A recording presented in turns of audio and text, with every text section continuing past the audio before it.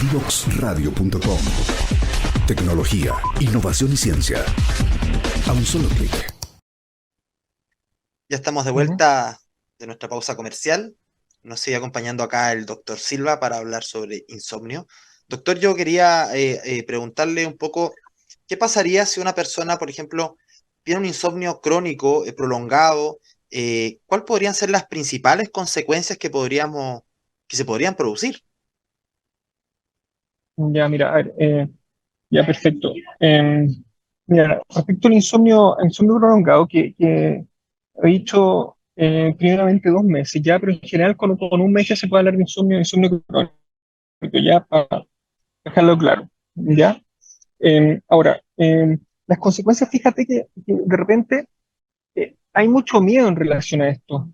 Ya yo te podría decir de repente que, que no sé, que hay mayor riesgo cardiovascular, ¿me entiendes? La gente como que menor expectativa de vida, ya, o sea, un montón de consecuencias terribles, ya, respecto al insomnio crónico. Entonces, ¿qué pasa? Que las personas, fíjate, andan con más miedo, más angustia respecto a no dormir. Ya, y efectivamente el no dormir te genera una serie de consecuencias nocivas para la salud, ¿ya? Sin embargo, fíjate que ahí hay que hacer una diferencia, porque algunos estudios lo que muestran es que estas personas que tienen esta dificultad para dormir, que es no dormir, que tienen este insomnio crónico, fíjate que eh,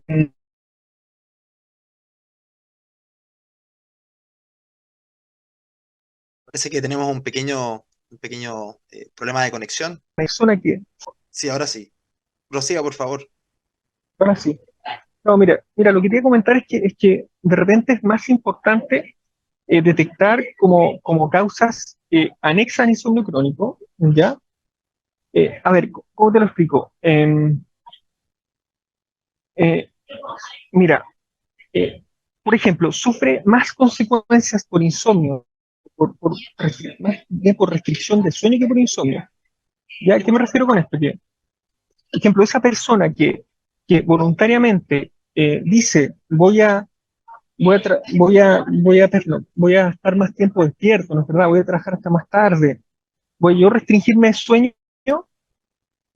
eso, claro, está alejándose un poquito del insomnio, es la que sufre más estas consecuencias, pero esa persona que tiene el insomnio más puro, ¿no es verdad? Como que no puede dormir, no sufre tantas consecuencias más allá. Lo más importante, fíjate, es la calidad de vida. Yo te diría, lo que va a sufrir más bien la calidad de vida y, y- y es por eso lo que consultan. Ya es decir, en la consulta, yo les intento transmitir a los pacientes lo siguiente, que en el fondo el mejorar su insomnio, o sea, pueden vivir toda su vida insomnio, ¿me entiendes? Y probablemente no va a tener más, la mayor consecuencia que van a sufrir, lo más probable es que sea la mala calidad de vida, ¿ya?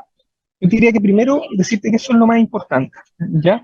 Que es la calidad de vida de ellos la que está influyendo y que lo que ellos tienen que hacer es finalmente un negocio con ellos mismos y decirse ellos mismos, en verdad, tengo que gobernarme a mí mismo y en verdad empezar a tratar esto porque mi consecuencia es hacer este mala calidad de vida.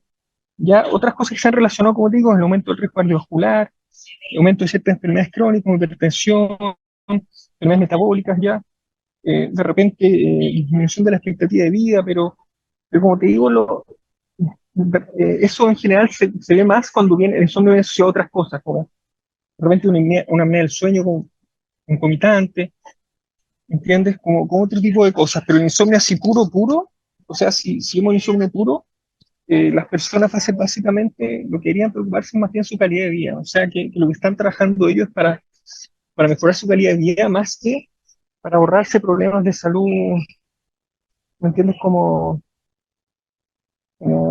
el foco, en el fondo, el estilo, la calidad de vida, ¿ya? Eso es como O lo sea, más básicamente importante. eso, como a destacar a nuestros auditores que eh, el tema de la calidad de vida es un elemento muy central cuando hablamos de insomnio. Eh, Claro, y ahora, claro que di- lo que estamos hablando en el fondo es mm, de velar por la calidad de vida del paciente, claro, ¿ya? En general no estamos buscando como otro objetivo, porque si tú le pones ese otro objetivo al paciente, muchas veces se pone más insomnio, ¿entiendes? claro, hay como más estrés por tratar de dormir, como usted mencionaba hace un momento atrás. Claro, efectivamente.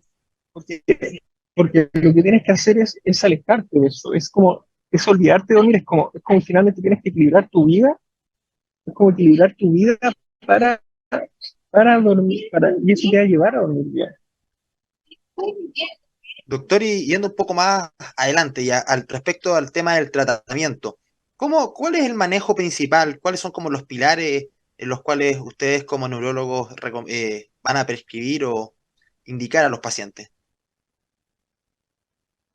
Mira, a ver, lo más importante a ver, es transmitirle al paciente que esta cuestión no es el fármaco el que los va a sanar, ¿ya? Sino que son ellos los que se van a sanar cuando ellos logren estar, encontrar sus ritmos, ¿me entiendes? Encontrar sus hábitos, sus rituales, ¿ya?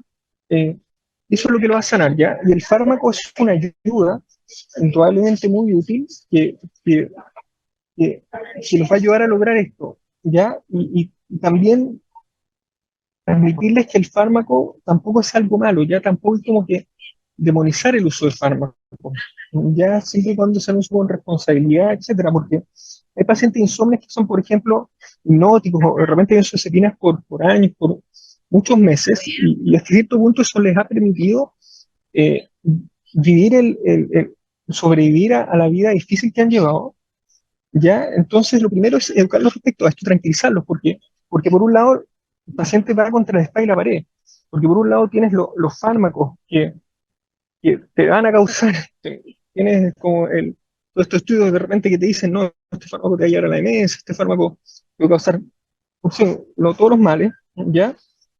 Y por otro lado, el insomnio también te va a causar muchos males, ¿entiendes? Entonces tienes mal por los dos lados, ¿entiendes? ¿No? Entonces, lo primero es tranquilizar al paciente, decirle acá lo que estamos intentando hacer es mejorar su calidad de vida.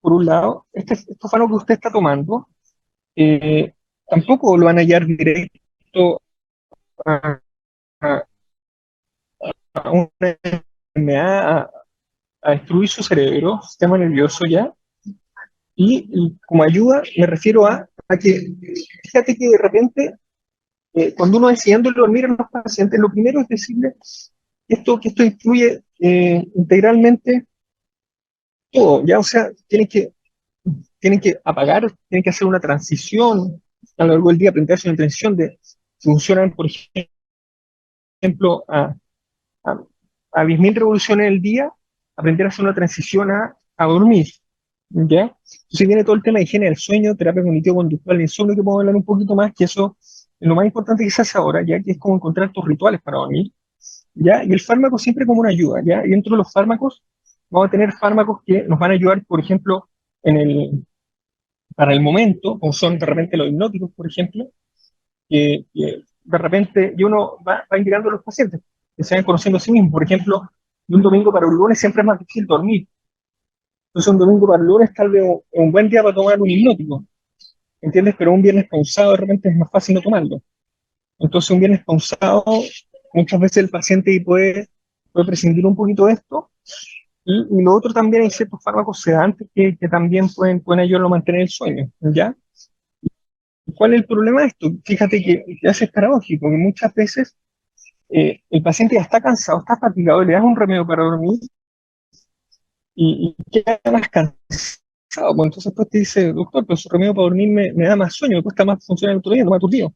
Entonces ahí formamos esta paradoja y ahí tú también le vas enseñando al paciente que también tiene que tener energía en el día para dormir en la noche.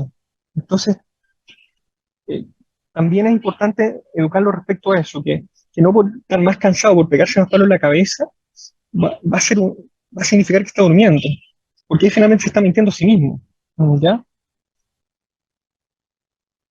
Sí, no, me parece muy interesante el énfasis que da sobre todo en el tema del cansancio, porque efectivamente hay una asociación muy importante cuando uno está cansado, piensan que va a dormir más profundo o va a ser más fácil dormir, pero claro, cuando hay una serie de factores que rodean esa situación para dormir, efectivamente se hace imposible.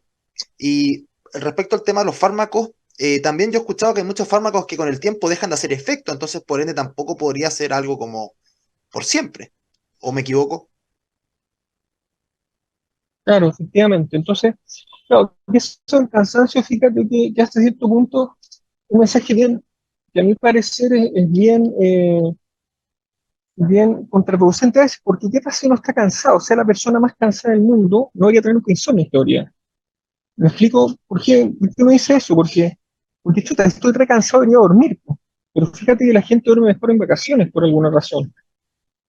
Entonces, pero está más descansado. Entonces, en esta paradoja, entonces de repente, chuta, uno empieza a darse cuenta que el dormir es un proceso que requiere harta energía y que necesita estar en buenas condiciones para dormir. Porque no es lo mismo llegar y tirarte a la cama muerto, viendo el gimnasio, fatigado, acalambrado, que darte una ducha, ponerte pijama, ¿me entiendes? Y en eso también va a ser el tema de los fármacos, porque es distinto también llegar y empezar como medio automático. Por ejemplo, son las 9 de la noche y me tomo el remedio, me pego el palo en la cabeza, sin pensar mucho en qué es lo que está ocurriendo con mi cuerpo. Entonces, sí, la gente está siendo dependiente, va generando tolerancia a los remedios, ¿ya? Porque al fondo te lo tomas todos los días el mismo palo en la cabeza y te olvidas de depender de ti mismo, de qué es lo que estás haciendo tú por dormir, o qué factores externos a ti están influyendo. Entonces, eso es lo que te decía del viernes para el sábado, el domingo para el lunes. Entonces, tú le puedes decir al paciente que, por ejemplo, del viernes para el sábado tal vez no es necesario porque ya cansado, me encima se pega el palo en la cabeza y tal vez nunca lo necesitó. Pero después el domingo para el lunes va a tener más nivel de ansiedad, va a llegar descansado el fin de semana, va a llegar fresco a la noche, entonces, y el lunes más encima del estrés, entonces va a tener mucho más hiperalerta, entonces iba a necesitar un palo más fuerte que el viernes. ¿Entiendes? Entonces iba a decir, chuta, ahora el domingo requiero dos palos en la cabeza, entonces aumento dos fármacos, por así decirlo. Entonces vamos subiendo, el paciente se va haciendo tolerante. Entonces, una buena forma, por ejemplo, para evitar esto, es de repente decir a los pacientes, usted escuche su cuerpo, escuche cómo usted reacciona a los estímulos externos, y de repente hay días que usted va a poder bajar el fármaco. Entonces le vamos dando un sentido al fármaco. ¿Entiende? Entonces así el paciente no dice, ya, a cierto punto hay ciertas cosas que dependen de mí y ciertas cosas que dependen del fármaco. Mm, claro, ¿Ya? Y lo otro también tranquilizar al paciente, sí, y tranquilizar al paciente diciéndole, por ejemplo, que realmente por una noche que duermas mal, eso no va a pasar nada, ¿ya? Tranquilidad, ¿ya? Mucha gente no duerme una noche y de repente también decirle que hay razones, es válido no dormirse de repente, porque de repente los pacientes también tienen ciertas expectativas. Esto es re importante porque de repente tienen la expectativa, no sé, usted tiene una tormenta en la vida, tiene un familiar enfermo, están bajo el estrés full de la pega, y chuta, piensan dormir 8 horas de corrido así, reponedor profundo, cuando tal vez un buen objetivo en ese momento sería dormir 4 horas, ¿me entiendes? Y tal vez el objetivo para trabajar para ese paciente, tal vez chuta, durmiendo 4 horas tal vez sea bueno, ¿me entiendes? Tal vez negociemos 6 horas, con eso sentirte satisfecho. Y otro punto importante es de repente transmitir más bien calidad que cantidad, ¿ya? Y para transmitir un poquito de tranquilidad, las personas cuando duermen 4 horas o más ya están ahorrándose un montón de todas estas consecuencias nefastas que vimos para la salud, aumento del riesgo cardiovascular, problemas de memoria, enfermedades metabólicas, etcétera. O sea, durmiendo 4 horas, pues, ya estamos disminuyendo gran parte de este riesgo. Entonces, también darle esa tranquilidad. Y lo otro de los fármacos, fíjate, bien importante, el paciente tenga siempre una cajita en el velador. Si el hecho de tener una cajita en el velador, eso es tranquilizador. Entonces, de repente uno le da la receta al paciente, el paciente te dice, yo me hice con la cajita en el velador y no lo uso nunca. claro. Y bueno, ya para ir como cerrando, yo quería hacer una pregunta respecto a los que nos mencionó hace un momento sobre la terapia cognitivo-conductual del sueño. ¿Usted nos podría contar un poco qué consiste? Y mira, a ver, lo que pasa es que eso es un poquito más ya de la higiene del sueño, y tiene que ver con básicamente aprender a dormir, ¿ya? Y el aprender a dormir tiene que ver con rituales. Entonces, ¿qué me refiero con rituales? Te voy a dar un ejemplo que es el rosario, ¿ya?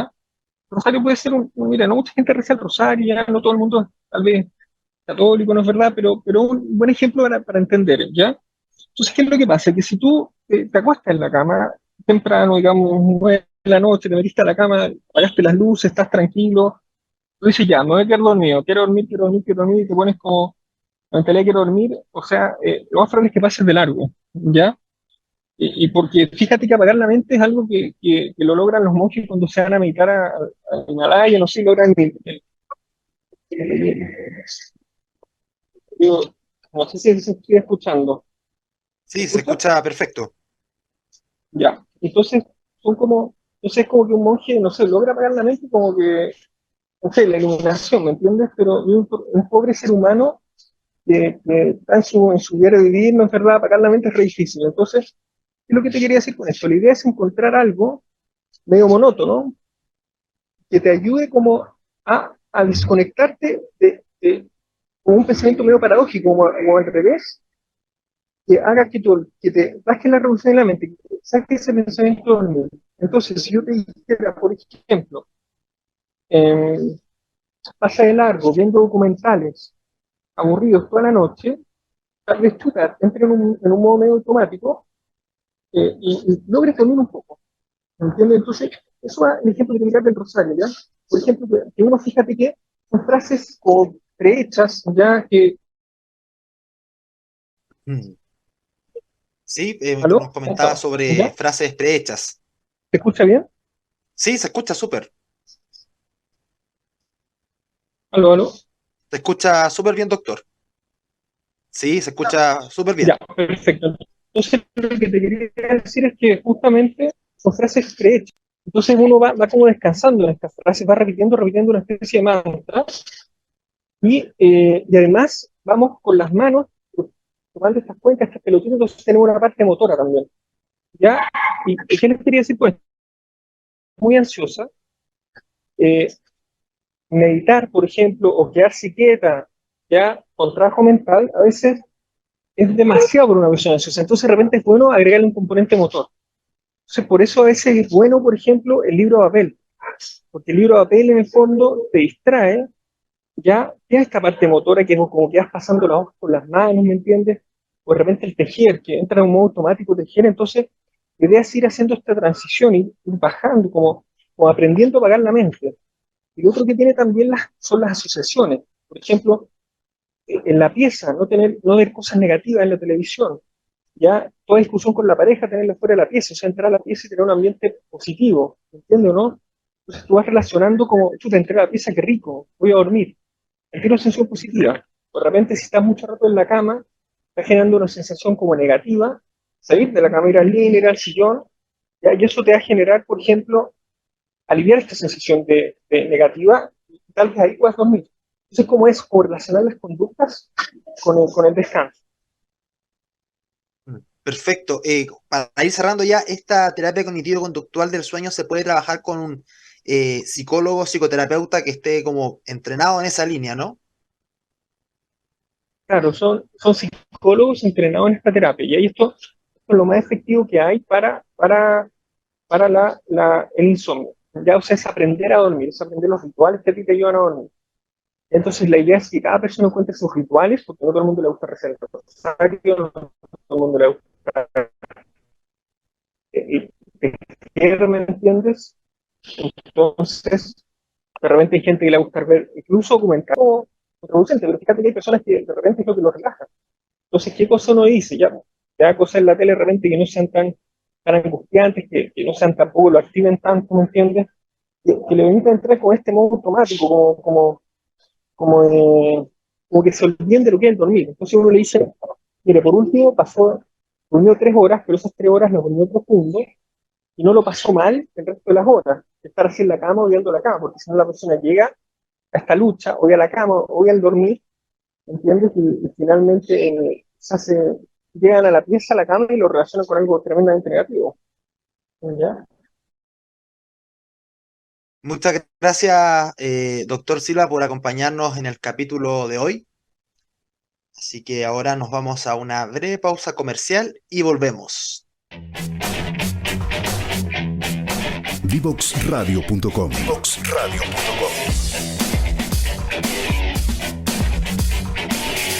Conversaciones que simplifican lo complejo.